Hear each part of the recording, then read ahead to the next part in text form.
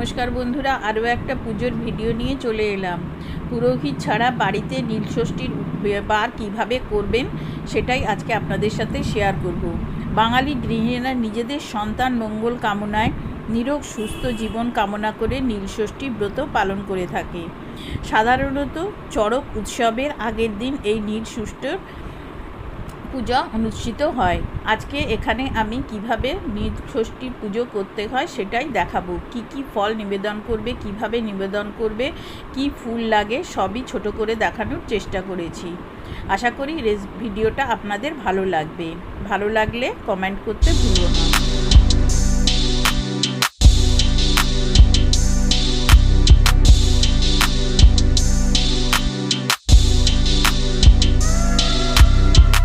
প্রথমে মহাদেবকে চান করানোর জন্য একটা পঞ্চামৃত বানিয়ে নিতে হবে। প্রথমে দুধ দিয়ে দিলাম, গরুর দুধ, তার সাথে মিষ্টি দই, একটু ঘি, অল্প একটু মধু, আর আমি এখানে মিশ্রি নিয়েছি, তোমরা চিনিও নিতে পারো। এই পঞ্চামৃত দিয়ে প্রথমে শিবকে চান করাতে হবে। স্নান করানোর পর আরেকটা জল লাগবে, সেই জলটা দিয়ে শিবকে পরিষ্কার করে নিতে হবে। এখানে আমি এমনি জল নিয়েছি, তোমরা এখানে ডাবের জল নিতে পারো। জল নিয়ে এর ভেতরে প্রথমে একটু ফুল দিয়ে দিচ্ছি, একটু অগুরু আছে সেটা 2 ফোঁটা 3 ফোঁটা দিয়ে দিলাম, আর একটু সিদ্ধি দিয়ে এই জলটা দিয়ে পঞ্চামৃতের পর এই জলটা দিয়ে স্নান করাবো। এটাও একটা সাইডে। আর যে ফল লাগবে, একটা বেল বোটা সমেত আর একটা আম বোটা সমেত। নীল পুজোতে কিন্তু এই দুটো ফল লাগবেই। আর যে কোনো 3টে ফল আমি নিচ্ছি। তার মধ্যে একটা শসা, আর ফলগুলো ভালো করে ধুয়ে অবশ্যই নিতে হবে। কলা আর লেবু, তোমরা তোমাদের পছন্দ মতো ফল নিতে পারো, কিন্তু বেল আর আমটা কী কী লাগবে দেখো। এখানে একটু আমি আতপ চাল নিয়ে নিয়েছি, সাদা চন্দন বাটা, 2টো ধূপকাঠি, আর যেহেতু আমার 2টো সন্তান তার জন্য 2টো মোমবাতি, আর যেটা লাগবে এখানে 5টা থেকে 11টা মতো দুব্ব, একটা পৈতে, আর পুজোয় পছন্দ নীল ফুল, একটা মালা, বেলপাতা আর এমনি ফুল। এবারে কি করতে হবে, একটা তামার পাত্রে শিবকে বসিয়ে শিবের মুখটা যেন, যেটা গৌরীকুণ্ড বলে, সেইটা যেন উত্তর দিকে থাকে, এবং উত্তর দিকে বসেই কিন্তু পুজোটা করতে হবে। প্রথমে আমি একটু ঘি মাখিয়ে নিচ্ছি। পুরাণে আছে যে বাড়ির শিব যত চকচক করবে তার নাকি শিব সমৃদ্ধি তত বেশি বাড়বে। অতএব প্রতিদিন শিবকে কিন্তু ঘি মাখিয়ে স্নান করানো উচিত। এবারে যে পঞ্চামৃতটা বানিয়েছিলাম সেই পঞ্চামৃত দিয়ে শিবকে চান করাবো।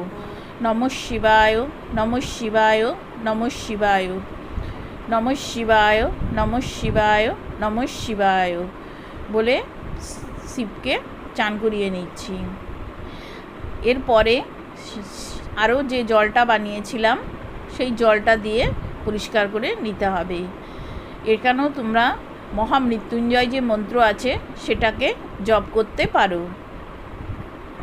দেখো ভালো করে শিবকে এরকমভাবে আমি চান করিয়ে নিয়েছি। এবারে এখান থেকে তুলে একটা গামছা দিয়ে অবশ্যই কিন্তু শিবটাকে মুছে নিতে হবে। এই অবস্থায় কিন্তু শিবটাকে স্থাপন করা যাবে না। আমরা যেরকম স্নানের পর গামছা দিয়ে গা মুছে নিই, শিবটাকেও এরমভাবে পরিষ্কার করে নিয়েছি। এবার এই জলটা আমি যে কোনো ফুলের গাছের গোড়ায় ফেলে দেব।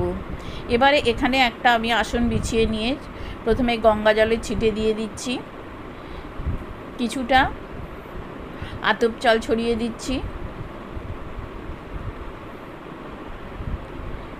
আর একটু ফুল ছড়িয়ে দিচ্ছি।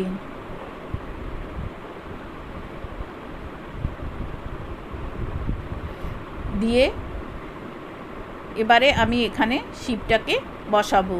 তোমরা কিন্তু একটা বেলপাতা দিয়েও কিন্তু শিবটাকে এর ওপরে বসাতে পারো। শিবের মুখটা কিন্তু আবারও বলছি উত্তর দিকে থাকবে। এবারে প্রদীপ জ্বেলে দিলাম, ধূপকাঠি জ্বেলে নিচ্ছি। এবার শিবকে চান করানোর পর একটা পইতে দিয়ে দিলাম। এবারে চন্দনের ভেতর মালাটা ডুবিয়ে মালাটাও পরিয়ে দিলাম এবং 3টে ফোঁটাও দিয়ে দিচ্ছি। এবার এখানে আমি 3টে বেলপাতা নিয়েছি।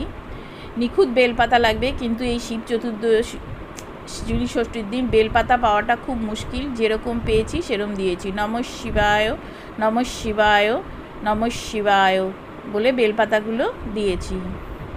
এরপরে যে ফুলটা আছে সেটা দিয়েও নমঃ শিবায়, নমঃ শিবায় বলে শিবের মাথায় দিয়ে দিলাম।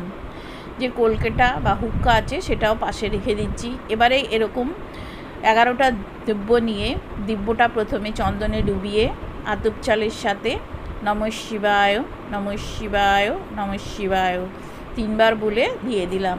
এবারে বেলটা মাথায় ছুঁয়ে একটা পাশে রেখে দিচ্ছি। যে ফলগুলো আছে সেই ফলগুলো নমঃ শিবায়, নমঃ শিবায়, নমঃ শিবায় বলে পাশে রাখছি। তোমরা পছন্দ মতো ভোগ নিবেদন করতে পারো। আমি গোটা ফল নিবেদন করেছি, তোমরা কেটেও দিতে পারো। সন্দেশ দিলাম, নমঃ শিবায়, নমঃ শিবায়, নমঃ শিবায়। এবার জলও দিলাম, নমঃ শিবায়, নমঃ শিবায়। দই যেটা ছিল সেটাও আমি নিবেদন করে দিলাম। এবারে সবগুলোর ভেতরে বেলপাতা আর ফুল দিয়ে এটাকে দেবতার পায়ে অর্পণ করতে হবে। শিব কিন্তু অল্পতেই তুষ্ট, গঙ্গাজল আর বেলপাতাতেই কিন্তু শিব তুষ্ট হয়ে যায়।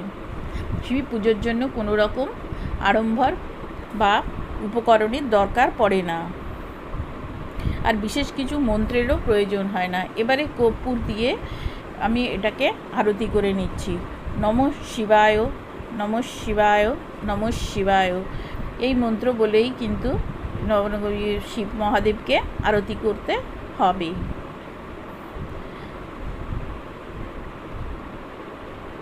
তিনটে জিনিস দিয়ে আমি আরতি করেছি, কর্পূর দিয়ে, ধূপকাঠি দিয়ে।